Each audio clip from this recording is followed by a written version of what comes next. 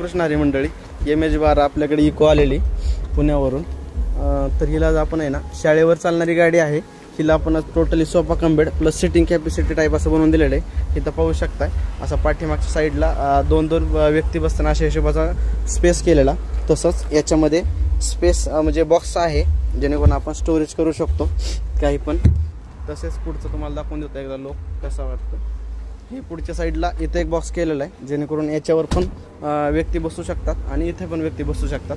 इथं हाईट किती आहे हे तुम्हाला दाखवून देतो. सर बसा इथं वर. ह्याची हाईट किती होते तुम्हाला दाखवून देतो. बसा सर. सर बसा कम्फर्टेबल आहे का?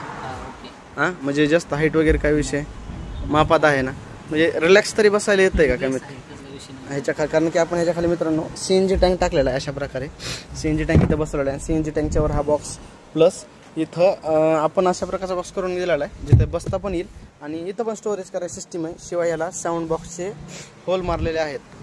तर याचा टोटली तुम्हाला बेड करून एकदा दाखवून देतो तुम्हाला. सर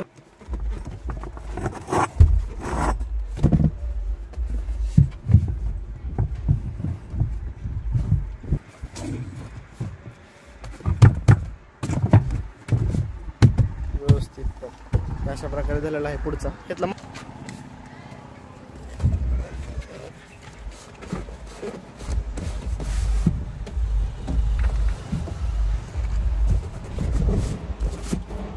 अशा प्रकारे ज्यावेळेस आपल्याला पूर्णपणे बेड करायचं आहे त्यावेळेस देखील पूर्ण बेड होतो. आणि ज्यावेळेस सिटिंग कॅपॅसिटी टाईप करायचं आहे त्यावेळेस पण आपण करू शकतो.